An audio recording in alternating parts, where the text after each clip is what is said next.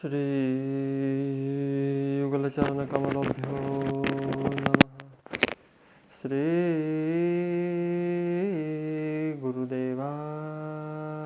नमः। श्रीमते निम्बार्काचार्य नमो नमः। भवानी शंकरो वन्दे श्रद्धा विश्वासरूपिणो याभ्या विना न पश्यन्ति सिद्धाः स्वान्तस्तमेश्वरम्। वन्दे बोधमयं नित्यं गुरुशङ्कररूपिणं यमाशुतो हि वक्रोऽस्मि चन्द्रः सर्वयत्र वन्दयते। रामाय रामभद्राय रामचन्द्राय वेदसे रघुनाथाय नाथाय सीताया पतये नमः।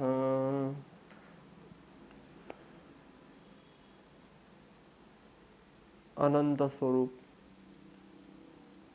सभी सृष्टि के आदि मध्य और अंत में अपने नाम रूप और गुण सहित विद्यमान रहने वाले परम पुरुषोत्तम इस संसार के आदि मध्य और अंत में भी अपने नाम से लीला करने वाले, अपने गुणों से अपनी लीला शरीर से लीला करने वाले, और तीसरा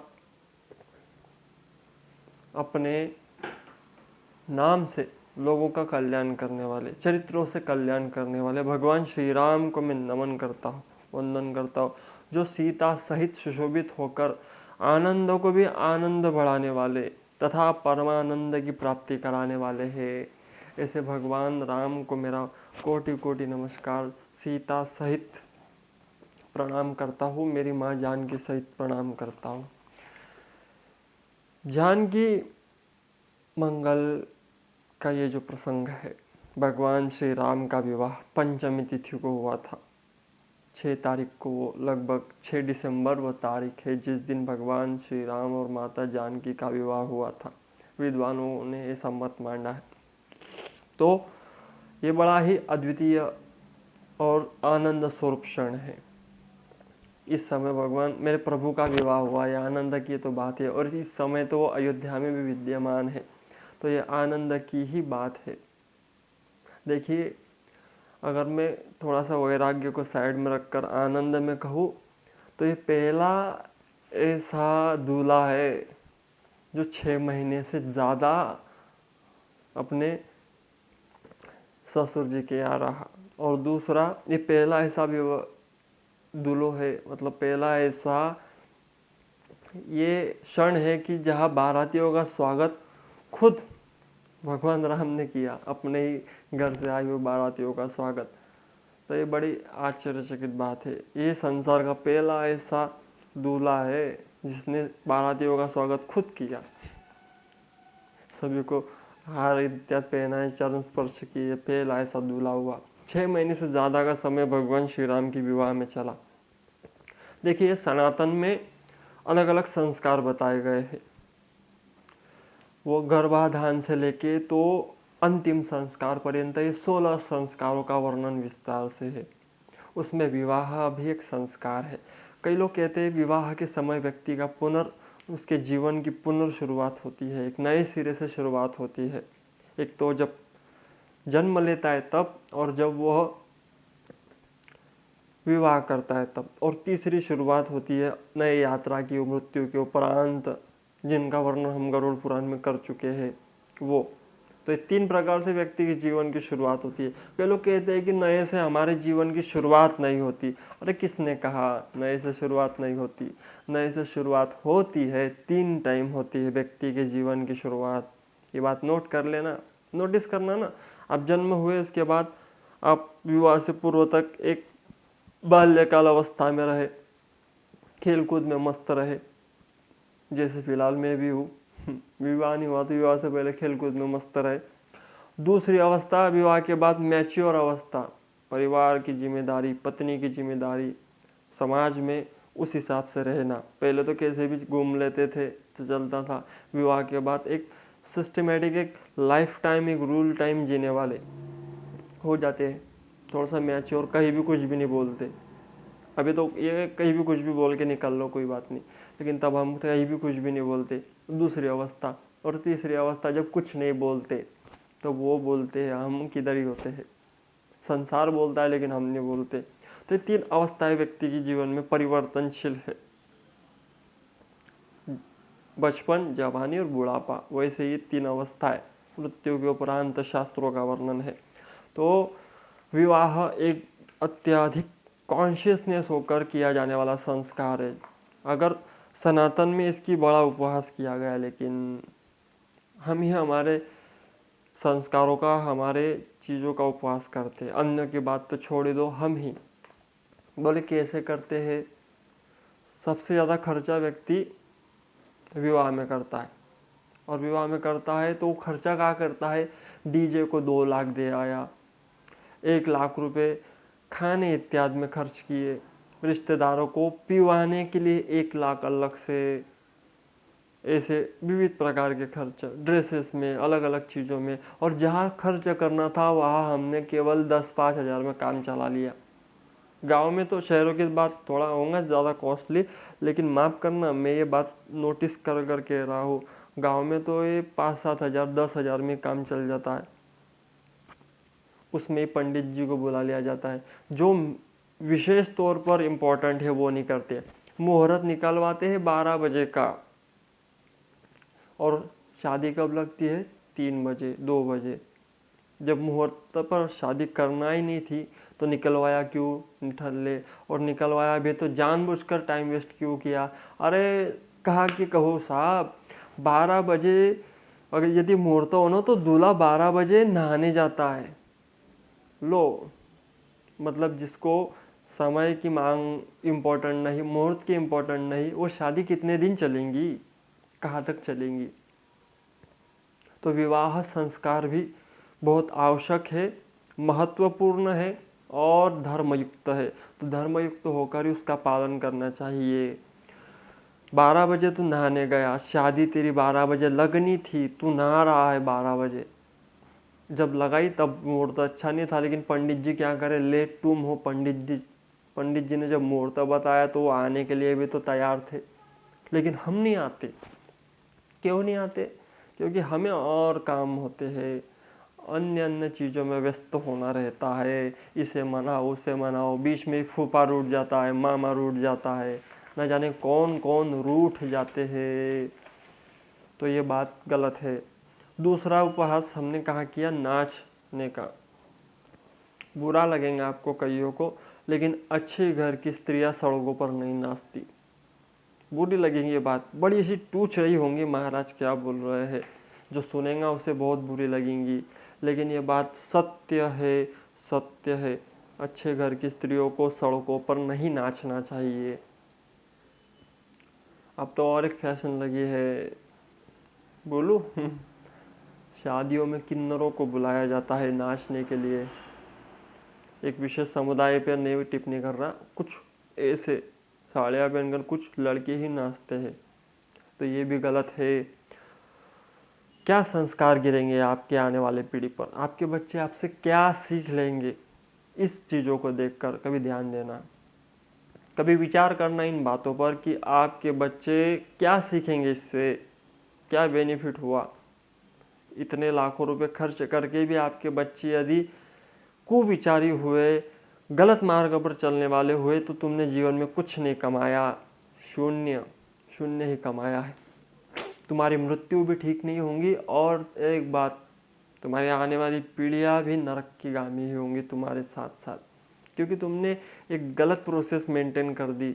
शराब पियो, एंजॉय करो, जिंदगी एक ही बार मिलती है। हाँ, जिंदगी एक ही बार मिलती है, लेकिन इसे सही ढंग से जीना सीखो, इसे सही ढंग से जीना सीखना आना चाहिए आपको, क्योंकि एक ही बार मिलती है। ये बात सत्य तो है, कहने वाले ने सही कहा, एक ही बार मिलती है, लेकिन ये एंजॉय करने नहीं मिली मेरे प्यारे।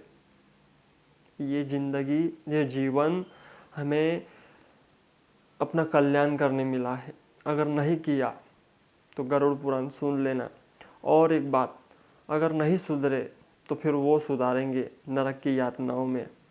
तो आप कहोगे कौन ध्यान देता है, वो नहीं सुधरे तुम्हारी पीढ़ियाँ बिगड़ जाएंगी, अपनी पीढ़ियाँ बिगड़ गई तो हमारे वंश का नाश करने वाले हम ही हो गए ना।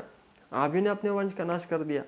मरने के बाद पेड़ पौधा, कुत्ते, बिल्ली, बंदर, न जाने क्या क्या बनकर भटक रहे हो और अपने आने वाली पीढ़ियों को त्रस्त कर रहे हो। तो इसमें गलती किसकी हुई? आप ही की हुई ना, क्योंकि आपने ही तो शुरू किया। आप सुधर जाओ, आपके बच्चे सुधर जाएंगे, आपके बच्चे सुधर गए तो आपका आने वाली पीढ़ियाँ सुधर जाएंगी। कर्म ऐसा कर कर जाओ कि आपके बच्चे आप मरने के बाद रोए, ना कि खुश हुए पार्टियाँ करे। इम्पॉर्टेंट कोड है, ध्यान रखना, लिख के रखना।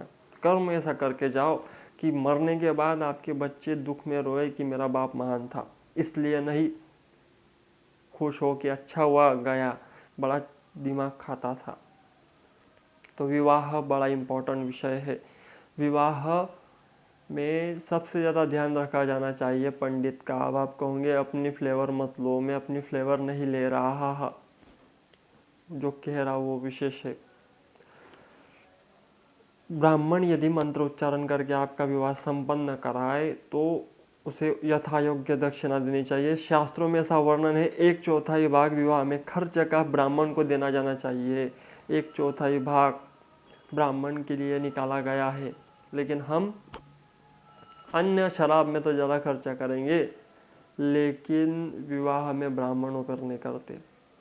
अब एक सिस्टम निकला है, वो अच्छा है कि ब्राह्मणों की पूरी टोली बुलाई जाती है और वेद मंत्रों के साथ वरमाला होती है। और दूसरी गलती है क्या? उच्चासन पर बैठे होते हैं न पति और पत्नी, वर और वधू, और नीचे बैठे होते हैं ब्राह्मण, जबकि शास्त्रों की आज्ञा है ब्राह्मण उच्च स्थान पे हो, पति और पत्नी वर वधू नीचे बैठे हो। ये दूसरी गलती। तीसरी गलती, जहाँ पर यज्ञ होने वाला है, विवाह एक संस्कार है, पवित्र यज्ञ है। यज्ञों को भगवान विष्णु स्वरूप है, नारायण का स्वरूप है यज्ञ।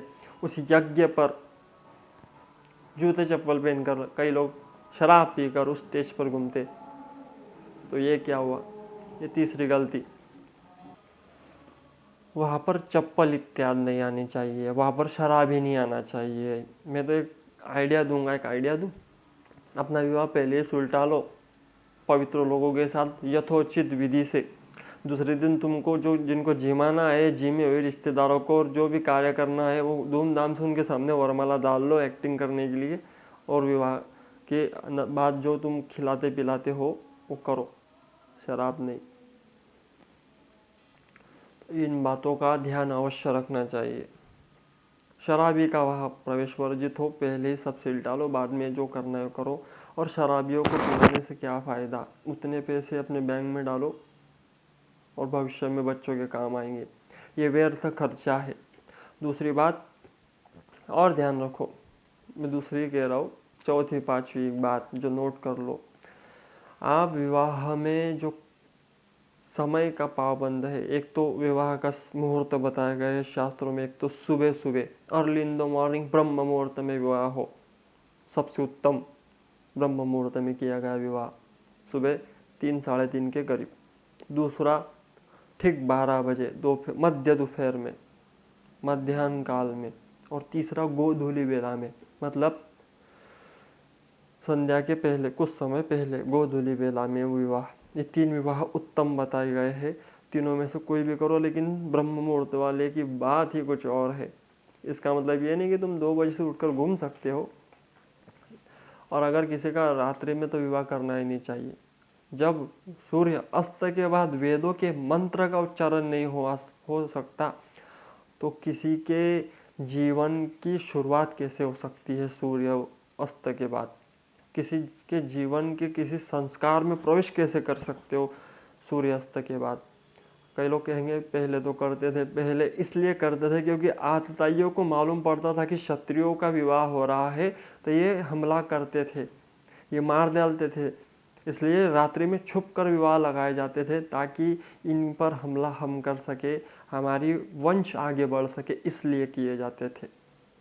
लेकिन आजकल आप रात्रि में फैशन के लिए विवाह कर रहे हो, ये गलत बात है। आज तुम्हें कौन रख रहा है, तुम्हें कौन तलवार लेके मारने आ रहा है कि तुम विवाह रात्रि में कर रहे हो छुप के। इसलिए सुबह में, रात्रि का काल निषिद्ध है, उस काल में नहीं किया जा सकता विवाह। तो विवाह की कुछ ये जानकारी थी। अब इन बातों का ध्यान रखें। विवाह में ये मर्यादा हो, धर्मयुक्त विवाह हो। विवाह ऐसा करो कि समाज में मोटिवेशन बन जाओ, समाज में प्रेरणा बन जाओ कि आपने विद्वान ब्राह्मणों को बुलाकर यथोचित विवाह किया, उसमें न शराब थी न कुछ था। अब इतने बड़े अंबानी ने मानो धन से बड़ा है, ला सकता था अलग से अलग ब्रांड्स शराब के, लेकिन उसने साधु संतों को प्रायोरिटी दी और उसके बीच विवाह किया। उसने शराब नहीं अलाउड रखी, मांसाहार नहीं अलाउड रखा। या एक तरफ किसी की टांग खींच रही है और दूसरी तरफ विवाह किया जाता। किस अपेक्षा से तुम अब सुख का इच्छा अपने भविष्य में करते हो? किस इच्छा से तुम ये सोच रहे हो कि भविष्य में मुझे सुख मिलेगा? जहाँ पर ब्राह्मणों का निरादर होता हो, ब्राह्मणों को गेट के पास खड़ा किया जाता है, जहाँ पर वो माइक से बोलते हो और वो वर वधू कहीं माला डाल रहे होते हो, ये भी गलत है। ब्राह्मण के समीप होना चाहिए विवाह, क्योंकि लगा वही रहा है। ब्राह्मण को तो तुमने बाहर खड़ा कर दिया गेटों के पास, मैंने देखा महाराज कई जगह पर। इसलिए कह रहा हूँ, तुम ऐसे विवाह से काम ना करते हो कि मैं सुखी रहूँगा। अरे 2 साल भी विवाह नहीं टिकती इसलिए तुम्हारे, इसी वजह से, क्योंकि कोई मर्यादा नहीं, कोई धर्म नहीं, बस एक फंक्शन की तरह अटेंड कर लिया। विवाह फंक्शन नहीं हो सकता। विवाह संस्कार है और संस्कार विधिवत ही होता है। जिसमें विधि नहीं वो संस्कार नहीं हो सकता। एक पार्टी समझी जा सकती है और आजकल पार्टियां ही ज़्यादा होती है, संस्कार नहीं होता। तो इन बातों का ध्यान रखना चाहिए। आओ, मैं तुम्हें विवाह के बारे में तो मैंने बता दिया, अब सुनो। कदाचित् कौशिको भाग्यदायस्त्वज्ज्वलप्रभः द्रष्टुं रामं परात्मानं जातं न्यत्वा स्वमायया। एक समय की बात है, अग्नि के समान तेजस्वी संतप्त विश्वामित्र परमात्मा को अपनी ही माया के स्वरूप राम रूप में प्रकट हुआ जानकर उनके दर्शन करने के लिए अयोध्यापुरी में पधारे। उन्हें देखते ही महाराज दशरथ तुरंत उठ खड़े हुए और वशिष्ठ सहित मुनिया गवन सुना जब राजा मिलन गयौले विप्र समाजा। विप्रों के साथ राजा दरवाजे पर गया विश्वामित्र का आदर सत्कार करने।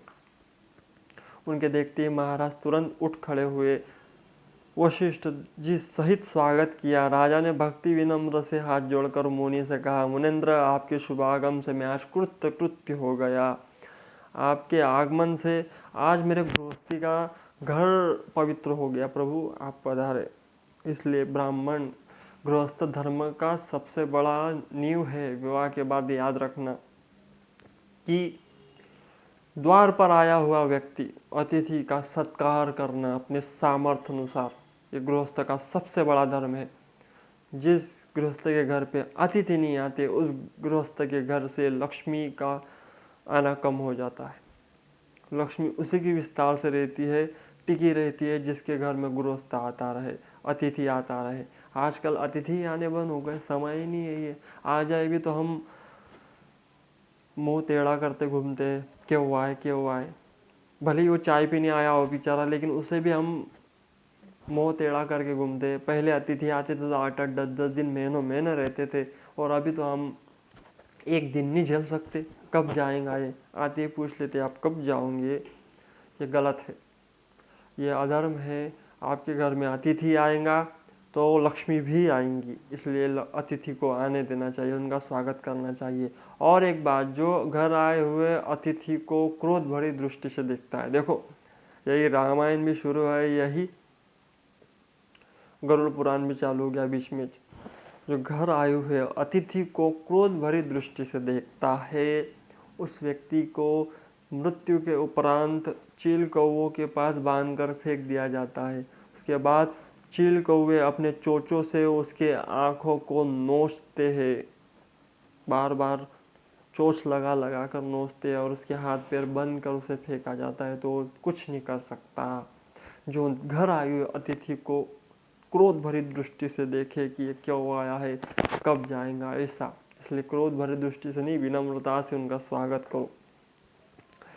तब विश्वामित्र उनसे प्रसन्न होकर कहा, जब भी पर्वकाल उपस्थित हुआ देखकर मैं देव और पितृगण के लिए यजन करता हूँ, आरंभ करता हूँ, यज्ञ करता हूँ, लेकिन ये निश्चर मुझे सताते हैं।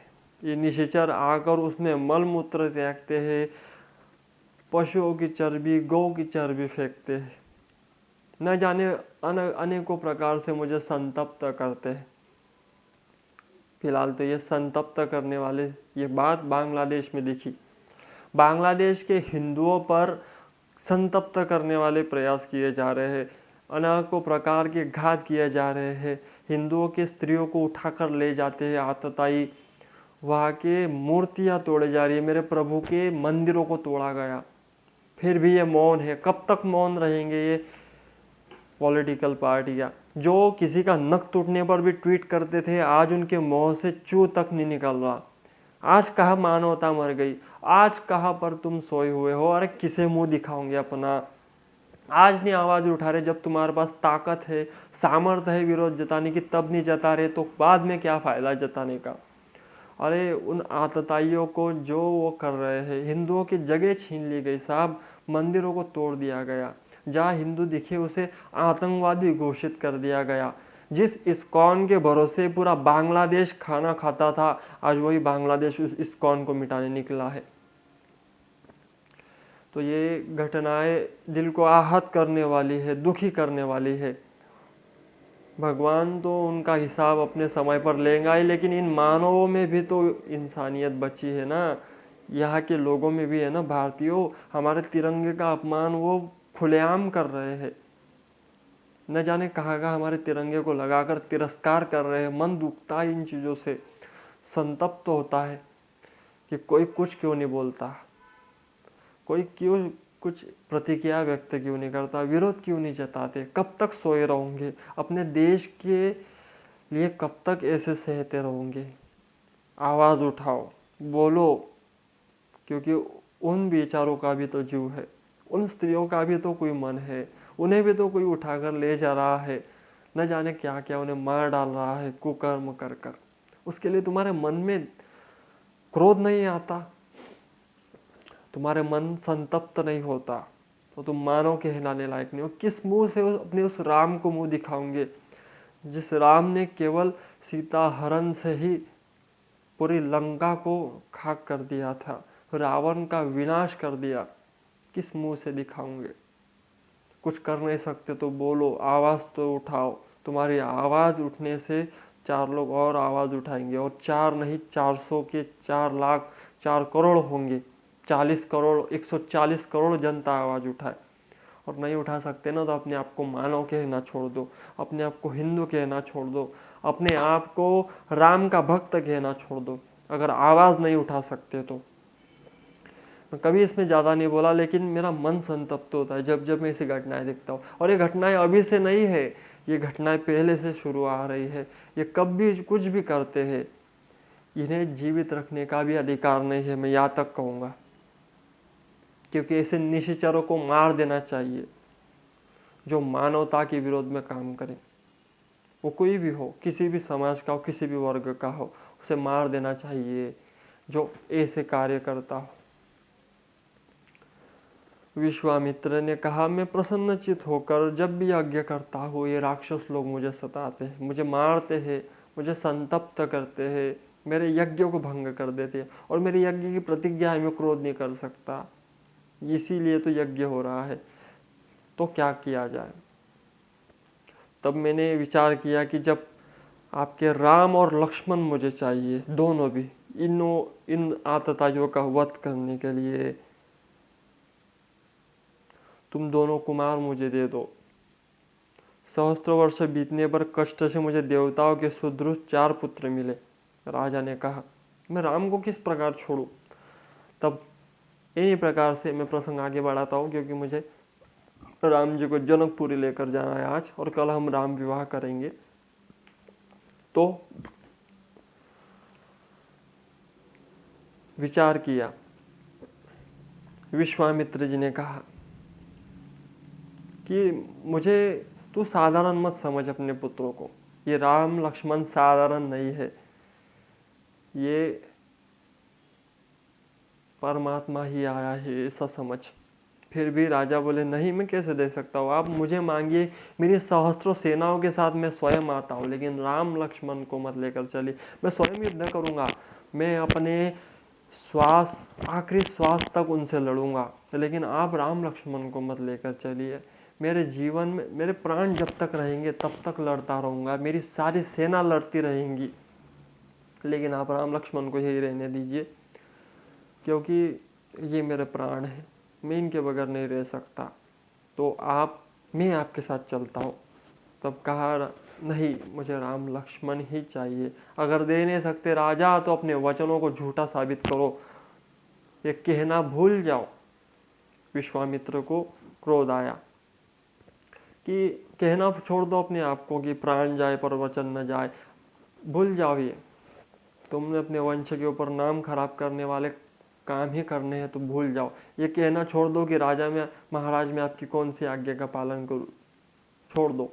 तब वशिष्ठ जी ने समझाया, अरे सुनिए, आप क्रोध न करिए, चिंता मत कीजिए, अनेकों अनेक विद्याएं, अनेकों अनेक उपलब्धियां विश्वामित्र के साथ जाने पर प्राप्त हो जाएंगी राम और लक्ष्मण को, वशिष्ठ जी ने कहा, और नाम भी हो जाएगा, और अभी ये विवाह के योग्य भी तो हो रहे हैं, तो इनके लिए कन्या ढूंढनी है कि नहीं? बोले हाँ महाराज ढूंढनी है ना। तो सुनो, अगर इनके साथ जाएंगे तो ये जाएंगे 2, आएंगे 4, जाएंगे 4 तो आएंगे 8, ये बात ध्यान रखना राजन, इसलिए भेज दो, चिंता मत करो। तब वशिष्ठ जी की बात मानकर आप महाराज दशरथ ने राम और लक्ष्मण को भेजा, केवल वशिष्ठ जी की बात मानकर भेजा। और ये बात मानकर क्यों भेजा? क्योंकि 1 के 4 होने वाले हैं, ये सब विवाह करके ही आएंगे, ऐसा कह दिया। अभी गृहस्थ के मन में लालच ऐसी आती है, हमारी स्वभाव का दमन किया।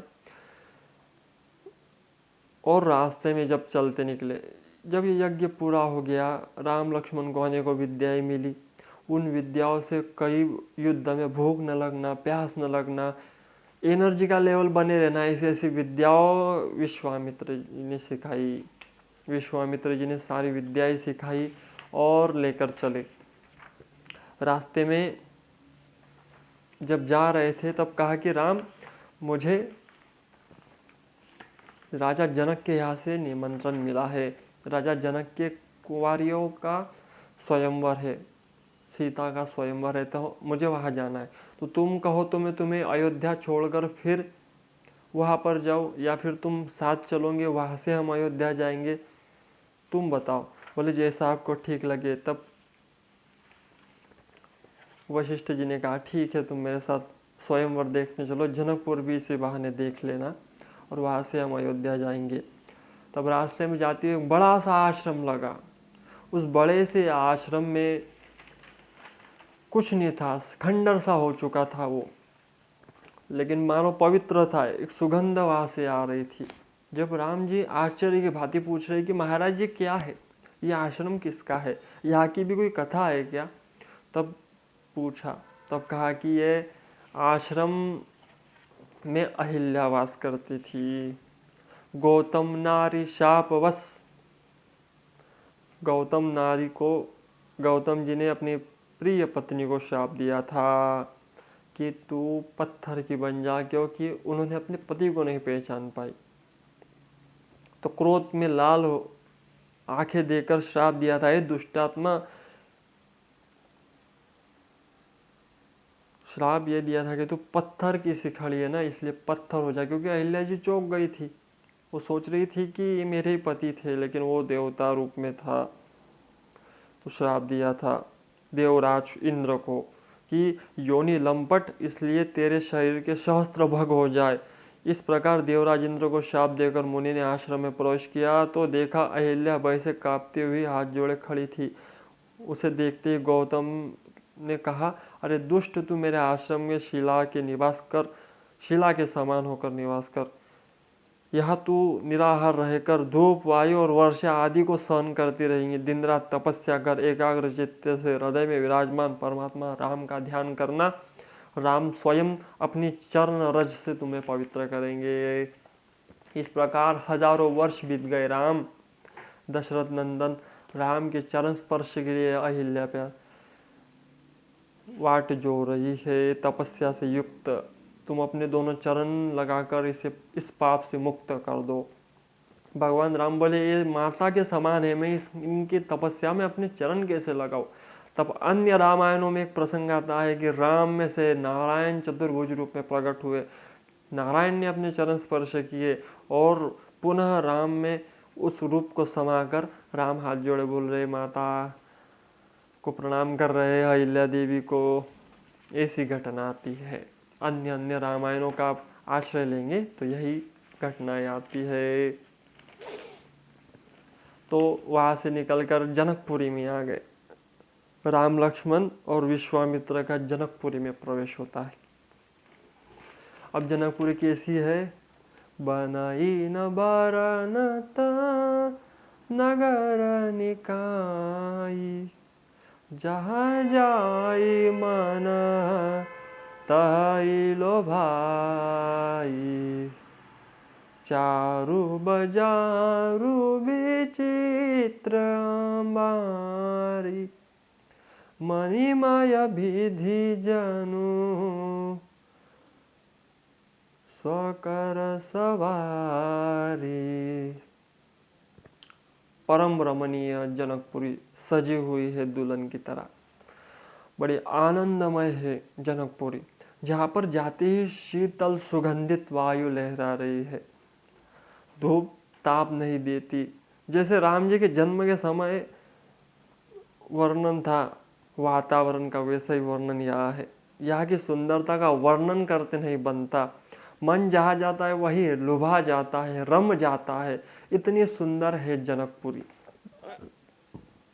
मानो ब्रह्मा ने अपने हाथों से बनाई है। सुंदर सुंदर पुष्पों के वृक्ष लगे हैं। जगह जगह पर अलग अलग झुंबर लगाए हुए हैं, मानो ब्रह्मा ने अपने हाथों से ही बनाए हो। ऐसे मणिमय सुंदर सुंदर, जिसमें हीरे मोती लटक रहे हैं और ऐसे आनंदमय वन में विहार कर रहे हैं। ऐसा लगता है कि यही बस जाए। राम लक्ष्मण मन ही मन सोचते हैं कितनी सुंदर नगरी है ना, मन करता है यही बस जाऊँ। इतना प्रसन्नता भरा वातावरण, जहाँ पर कोई रोगी नहीं है, कोई वयोवृद्ध भी है तो वो एकदम थाड़ बाट में चलने वाले, राजसी थाड़ बाट में। वहाँ के मानो सभी लोग चलते हुए मंत्री के समान नजर आते हैं, ऐसे रहते हैं। श्री संपन्न पूरा नगर है। तो वहाँ पर जब चलने लगे तब राजा जनक को जब पता लगा तो राजा जनक दौड़ कर आए। राजा जनक दौड़कर वहाँ पर विश्वामित्र जी का स्वागत, राम लक्ष्मण का स्वागत किया, वहाँ पर प्रणाम किया, चरण वंदन किया। तब श्याम गौर मुदुबायस विशेषा, लोचन सुखद विश्वचित चोरा। श्याम गौर मृदु वयस किशोरा, ये श्याम और गौर रंग के जो ये किशोर अवस्था वाले मेरे चित्त को चुराने वाले हैं। उठे सकल जब रघुपति आए, विश्वामित्र निकट बैठाए। विश्वामित्र जी ने अपने अगल बगल में बैठा लिया और कहा, जनक ये राजा दशरथ के पुत्र है। बोले हाँ, इन्होंने तो अभी न जाने कितने राक्षसों का वध किया, मारी स्वभाव इत्यादि राक्षसों को जो आपको सताते थे उनका वध किया। ये कोमल अंग पहली बार ऐसा हो रहा है। महाराज मैं एक बात कहूँ। जनक जी बोले, ब्रह्मा जो निगम नेति कही गावा, अभय बेश हरि की सोई आवा। नेति नेति कहकर जिसको वेद पुकारते हैं, ये भी नहीं, ये भी नहीं, ये भी नहीं हो सकता, यहाँ पे तो बात ही नहीं। जिसे वेद पुकारते हो, जिसका गान करते हो, क्या ये वही ब्रह्म तो युगल रूप धर कर नहीं आए हैं ना? मुझे संशय हो रहा है। इनको देखकर मेरा मन जो वैराग्य के चरम सीमा पर रहता है, ब्रह्म में, ब्रह्म सुख में लगा रहता है निरंतर। आज तक कभी मेरे मन ने ब्रह्म सुख को नहीं त्यागा, उसी ब्रह्म में लगा है वो मन। आज पहली बार ऐसा हुआ है महाराज कि उस मन को ये वैराग्य नहीं अच्छा लग रहा, वो ब्रह्म सुख अच्छा नहीं लग रहा, और इनमें ही प्रेम के वशीभूत होकर लग रहा है मेरा मन। तो इसका कारण क्या है? जबरदस्ती ही ब्रह्म सुख को त्याग रहा है। मुनि हंसकर बोले, सही है, आपका जो वचन है वो मिथ्या नहीं हो सकता।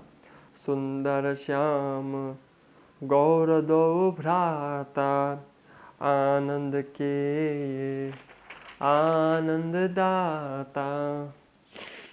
राम और लक्ष्मण ये आनंदों को भी आनंद प्रदान करने वाले, यही विश्व का भरण पोषण करने वाले, और आदि दैविक, आदि भौतिक और आध्यात्मिक तीन तापों का नाश करने वाले और प्रेम के स्वरूप प्रकट हुए हैं।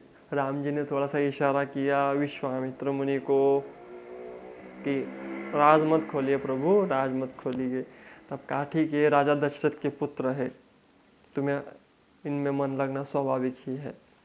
तब बड़े आदर सत्कार से राजा के समान ही महल दिए गए, उनमें उनका निवास किया गया।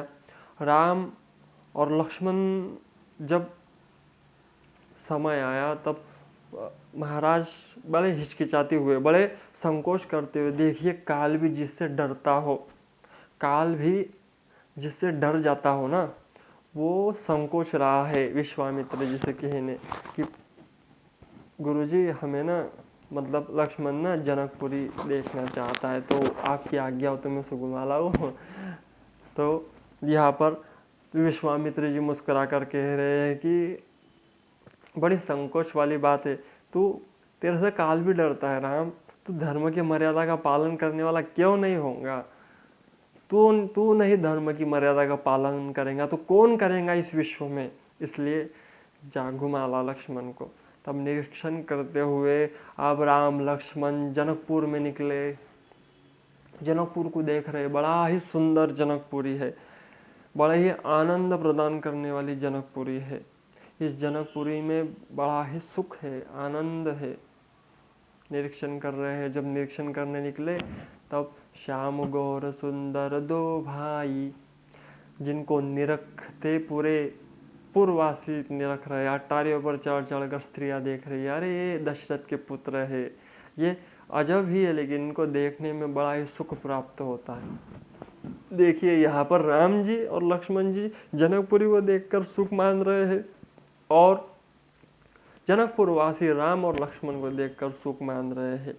निरखी सहज सुंदर दो भाई, होई सुखी लोचन फल पाई। निरखी सहज सुंदर दो भाई, होई सुखी लोचन फल पाई। श्री राम जय राम, जय जय राम, श्री राम जय राम, जय जय राम। स्वभाव से ही बड़े सुंदर है दोनों भाई को देखकर वो लोग नेत्रों का फल पाकर सुखी होते। स्वभाव से भी इतने प्यारे हैं, दिख भी उतने प्यारे रहे हैं। युवतियाँ घर के झरोखों पर लगी हुई, झरोखों से लगी हुई प्रेम सहित श्री राम जी के रूप को देख रही है। अट्टारियों पर चढ़ चढ़ कर, द्वार खोल खोल कर देख रही है कि एक बार हमें देख ले। इतने प्रेम मग्न हो गए। तो राम जी निरीक्षण कर रहे हैं, वह बालकों के साथ खेल रहे हैं। फिर आगे गए और लक्ष्मण से कहा कि लक्ष्मण देख ले इस रणभूमि को।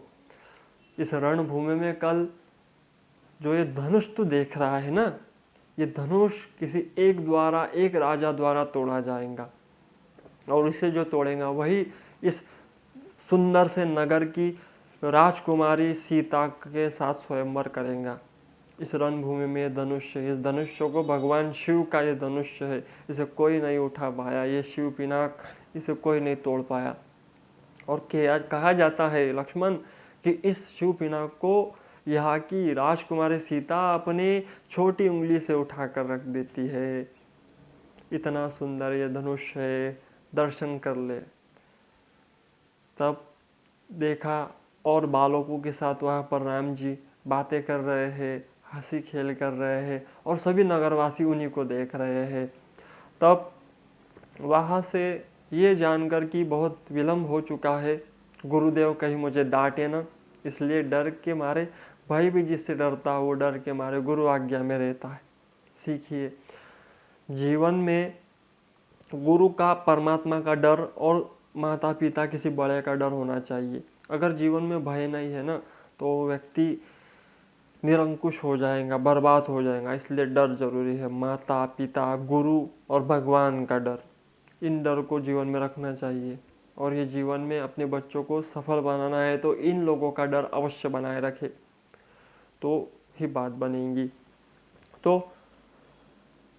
भगवान राम वहाँ से चले आए लक्ष्मण जी के साथ। रात्रि हुई, सुबह सुबह जब प्रातः काल उठ के रघुनाथा, सुबह सुबह उठे और सूर्य की जो चमक है उसे देखकर भगवान कह रहे कि देख, उस सूर्योदय हो गया है। न जाने कोई भाग्यशाली ही राजा होगा जो शिव पिनाक को प्रत्युंजा चढ़ाएगा और उसे तोड़ेगा, वही होगा सीता। न जाने कौन सीता से स्वयंवर करेगा, भाग्यशाली होगा वो। चलो हमें क्या, हम तो देखने जाएंगे। देखिए यहाँ पर लक्ष्मण जी मुस्कुरा रहे हैं, हाँ बोले सही में भाग्यशाली होगा। आप प्रभु जो कह रहे हो हाँ में हाँ, मुझे क्या पता, जो खुद जो धनुष तोड़ने वाले हो वही अनजान की बातें कह रहे हैं कि कोई भाग्यशाली होगा जो सूर्य के समान प्रकाशवान होगा और उस शिव पिनाक को तोड़ेगा। जल्दी से स्नान ध्यान पवित्र होकर गुरुजी की सेवा में गए। गुरुजी ने भगवान को फूल लाने भेजा राजा के बगीचा में। राजा का बगीचा बड़ा सुंदर है। पूजन के लिए फूल लाने राम लक्ष्मण बगीचे में गए, पुष्प वाटिका में। और पुष्प वाटिका का राम जी निरीक्षण कर रहे तो बड़ी सुंदर पुष्प वाटिका है जिसका वर्णन नहीं किया जा सकता। बड़ी ही अद्भुत पुष्प वाटिका है।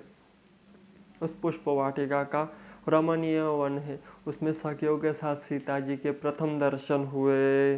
परस्पर सीता जी और राम जी ने एक दूसरे को तब पहली बार देखा।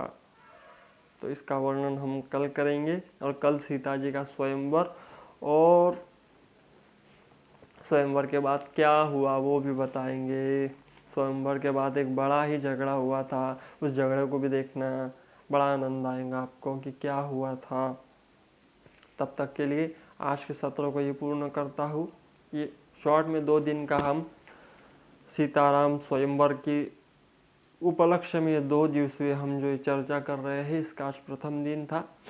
कल हम फिर से पुनः चर्चा करेंगे सीताराम विवाह महोत्सव की, क्योंकि राम और लक्ष्मण जी की लीलाओं का तो विस्तार से वर्णन कई किया जा सकता है, लेकिन आपको कम में सुनाना पसंद करूँगा।